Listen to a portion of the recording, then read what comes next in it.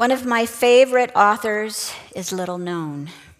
Last I heard, she still lives in Savannah, Georgia. This is where I met her 12 years ago. Dr. Amy Blackmar wrote a piece called A Surprise in the Forest. It's located in one of her collections of stories called House of Steps. It's published by Mercer University Press. So let me describe the setting, then I'm going to read you some excerpts of her piece. The writer moved from South Georgia to a remote wooded setting in Kansas. She had just unpacked boxes in an old farmhouse she named House of Steps. It was in the afternoon. She and her dog Max set off to explore the area. She wrote, "I wanted to learn the character of this land, feel how it rose and fell under my feet, find a connection to it." So there were 3 paths in front of her. Amy and Max chose the one that winds down the bluff into the woods behind the house and disappears into regions unknown. So the 2 explorers took off on the weed-strewn path. After a while, the 2 crossed a creek and onto the path that went deeper into the woods. Amy described the path this way. She said, "Where I was walking, things weren't so far apart, and hiking Max's trail in the valley, now I searched for glimpses of other houses near the House of Steps. I was curious about the people who lived out here in this untamed country, in houses you couldn't see from the road. I thought they, the people, must be eccentric like me, fiercely independent like me, maybe even a little dangerous. I was thinking I would turn and follow the creek back in the opposite direction, see if I could find any of their houses and spy on them." Amy continued, "After a while, I spotted a rusty barrel overturned on the creek bank. I wondered how it gotten there and what might be inside. So Amy said I crept around to look. I didn't know what I might find there, but I will admit the idea of body parts occurred to me. Then I noticed a low bluff a short walk away, a large concrete box, one slightly above the other. There were 2. I could not see the openings in them, but I thought they had doors on the other side." She thought, "I'm always looking for stills, moonshine." She wrote, "Growing up in Georgia, you're always on the lookout for abandoned stills in the woods." So the dog went sniffing around the boxes, and Amy whispered, "Max, get over here." She was thinking, Lord, what if someone was locked inside one of those concrete blocks? All at once, a gust of wind parted the branches of the trees and revealed a dark house, half hidden. The house seemed suddenly wary, like a sentry startled by a noise. Its windows glinted the searchlights through the chattering leaves. They glinted like searchlights. What a strange place, Amy thought. What weirdos must live there? She wrote, I imagined hollow-eyed, skeleton-faced ghouls peering at me from those windows, their chains rattling around their shoulders and heaps of bones on the kitchen table. She has a good imagination, doesn't she? She yelled, "Go, Max!" and I panicked. We started to turn back, and then she caught a sight of the weathered shack in the yard. She wrote, I inched closer, craned my neck to see better. A car was parked nearby.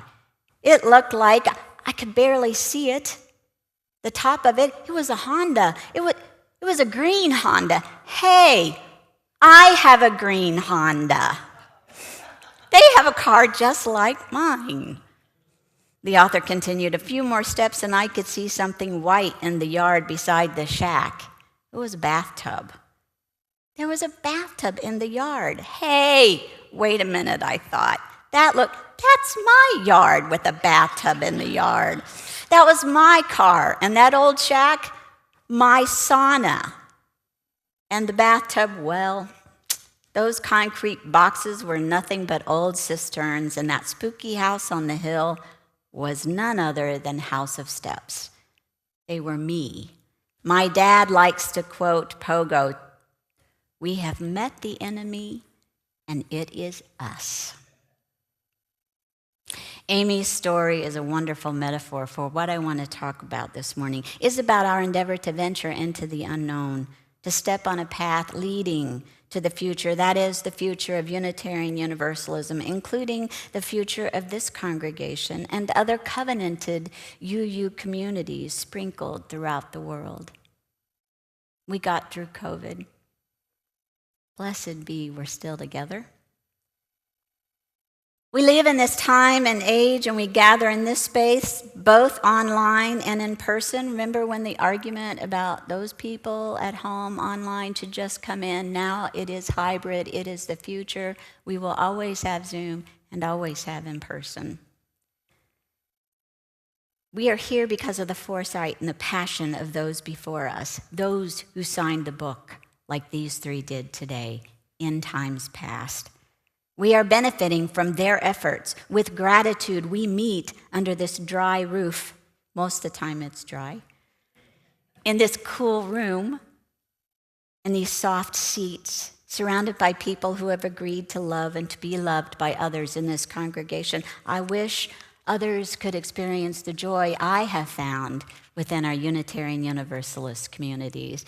I want everyone to know what it means to be crazy about a path that involves justice making, one that is spiritual in nature and includes the use of reason and intellect. I like that I don't have to leave my intellect outside the door when I come in. I can think through scripture readings. I can think through theologies.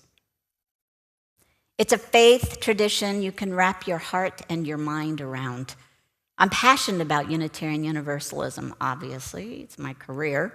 But I can hardly keep it to myself, this love of who we are. I believe many of you feel that way too. So this is why I want to talk about our trash, our bathtub in the yard. I want to bring your attention to 3 reasons why we Unitarian Universalists continue to keep returning to ourselves when what we really want is to find a way to move out of the woods and into the hearts of others who are desperately seeking, and people are desperately seeking what we have, but they're terrified of walking through those doors. They're afraid they might be bruised like they have been in the past. At the 2012 Berry Street essay delivered at UUA Ministerial Conference, this is a while back, Frederick Murr said, Unitarian Universalists are guilty of 3 behaviors. For those who are watching this on YouTube someday in the future, we are vulnerable. We are not perfect. We're doing our best. But he says these are 3 tendencies that will not help us if we continue as we move into the future. The first is individualism. UU minister, the Reverend James Leach, once likened individualism to Apple's line of technology products, such as iPhone and iPad. He said, my interest took me to wondering what the I means that is placed before Apple products. Anybody here know? I have an iPhone. I've never stopped to wonder. And he said, I found 2 explanations. One that is I means internet, and the other one says I, meaning individual, as in your own person, your individual's piece of technology to be used for whatever purpose you desire. It helps you to think different, which is Apple's tagline. The theme of individualism was creatively and appealingly exploited in Apple's commercial based on the adaptation of this poem. Do you recognize this one? You know, Here's to the Crazy Ones, which reads like a Jack Kerouac poem. Here's to the crazy ones, the misfits, the rebels, the troublemakers, the round pegs in square holes, the ones who see things differently. They are not fond of rules, and they have no respect for the status quo. They push the human race forward. Is that who we are? A little bit. But we come together and agree that the status quo is not going to work for us. But we have democracy, we each vote. So we're not that much of misfits or rebels. Reverend James Leach pointed out that I have read through enough of Emerson to feel certain, Emerson, Unitarian, to feel certain that he celebrated the gifts of individuality, the beauty of nature's differences, and the beauty of nature's diversity, of which humans are part. We, as a nation and as a community, a religious community, took the blessing and joy of individuality and made it an ideology, made it a theology. And we did a very bad job of making it polity, a congregational choice. Our congregations make choices based on a democratic vote in each congregation. We don't have a bishop. I wasn't sent here from the UUA. You were provided a list and you chose to have me and others come here. We went from individuality to individualism. When someone asks you what Unitarian Universalism is, please don't say we believe in anything, because that's not true. That would be indicative of individualism. A better answer is, although we respect all persons' thoughts regarding topics pertaining to spiritual matters, we use covenant to make an agreement to affirm a set of values. Would you like to know what they are? Okay, we've been talking about this from June. You all know what those values are. All right, I'm going to share an acronym I'm not crazy about, but UU communities are running away with it. It's called JETPIG. Okay, centered on love. We believe in these values: justice, equity, transformation. We believe that we as human beings should and can change. Pluralism. We believe that each one of us have the dignity to discern what spiritual path we believe is personally helpful. Interdependence. We believe that the earth is not separate from us. We are part of nature. And generosity in our local communities and in the wider world. Generosity with our time, talent, and resources. We are not the I church of the past. We are working toward becoming the we congregation, not we as in little, but we as in a congregation filled with you and you and you and you and you and you and you and me. We are not, however, about catering to anyone's individual demands. If you all don't do it this way, I'm leaving. We're not there anymore. We are intent on creating a home, a shelter, whereby many understandings can coexist. So the second trait we tend to exhibit might be exceptionalism. As I said before, I'm so excited that I found Unitarian Universalism. However, if I run around arguing with others that Unitarian Universalism is the only way, the only light, the only path, I'm afraid I would be insulting others who feel passionately about their own beliefs.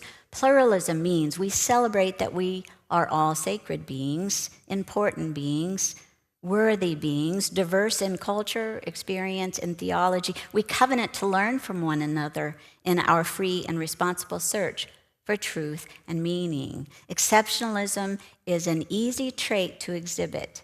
Behaving in a way that diminishes the beliefs of others is not respecting another's path. That's not who we are. I have found humility can go a long way, not just in matters pertaining to religion, but life in general.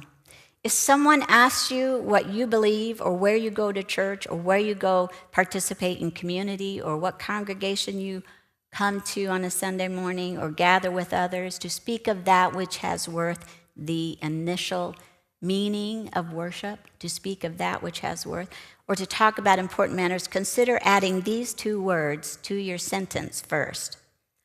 For me, the Unitarian Universalists of Clearwater is my congregation, my faith home, the place I get centered. I feel a sense of balance every Sunday morning. If asked about your belief, you might say, some of you, I don't believe in life after death. This is just my thought on the matter. That will go a long way in many areas. The spouse says, you say, pick up your towels in the bathroom. I'm tired of picking up. But that could be my assumption, right? If you add it not just in spiritual realms, but that's my thought on the matter. And then even in relationships, I prefer that you pick up your towels, but that's just my thought on the matter. Or when you're asked about a belief in God, you might say, as far as I'm concerned, and I can't speak about all Unitarian Universalists, God is that still small voice that reaches me when I pause to pray or when I take a time of silence. That's me. That's not all Unitarian Universalists. Maybe I find a sense of balance when I listen to music or when I draw or when I paint. Consider adding, that may not be true for you, but I respect that, to the end of your sentences. So the final challenge for many Unitarian Universalists is an allergy to authority and power. We have been so sick and tired of people telling us how to behave and what to believe in other places that when we come together, many of us chafe at any element in a place that might help us make a collective difference in society. It has been my experience that more than one time when I have mentioned the Unitarian Universalist Association, people have coughed or sneezed or harumphed. Less so here at UUC, thankfully, but sometimes in other places. So here's the thing. For me, authority is in my 16 years of ministry. Authority has always been not power over, but who has had experience and training that can help us reach the goals that we say we want to reach, to acquire, to live out our mission and vision. Not who has power over, but who has some expertise that we can invite for feedback. This denomination is not built on hierarchy. I was not sent here to this congregation by a bishop or a district person. I said earlier, our congregations make our own decisions about who they want in the pulpit on the Sunday morning. Each UU community may vote for or choose the minister they want to work with them to achieve those goals. Unitarian Universalist is not made up of congregations that is made up of congregations that make their own decision, but guess what? We covenant. We make a promise with other congregations who are part of the Unitarian Universalist Association to live by certain values. That is our promise to other UU congregations. But we also have the Unitarian Universalist Association in Boston that has resources that help us. The UUA is also an authority.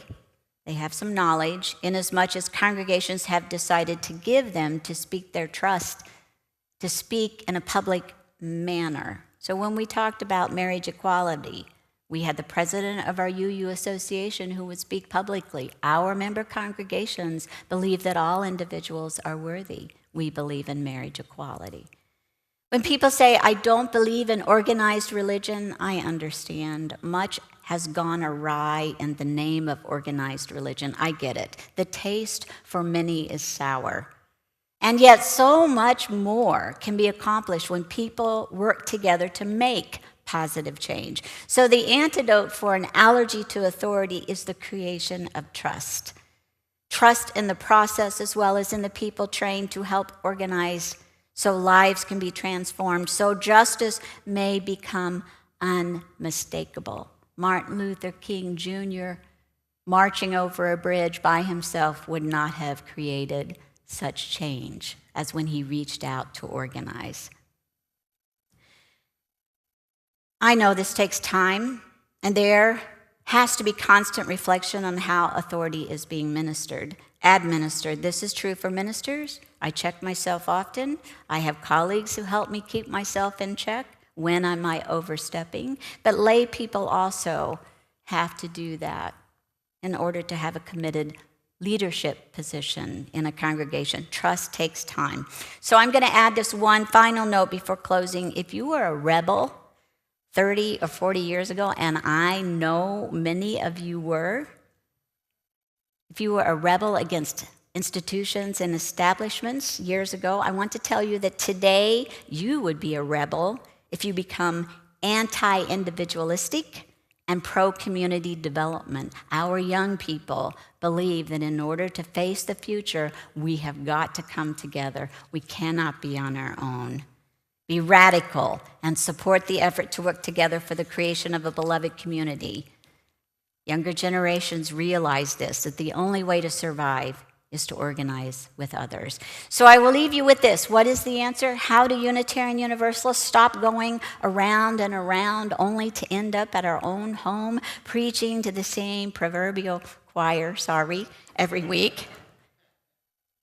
How do we get out of the woods in order to share our treasured faith with others? Let's drop our tendency toward individualism, exceptionalism, and mistrust of authority, the trash and the yard.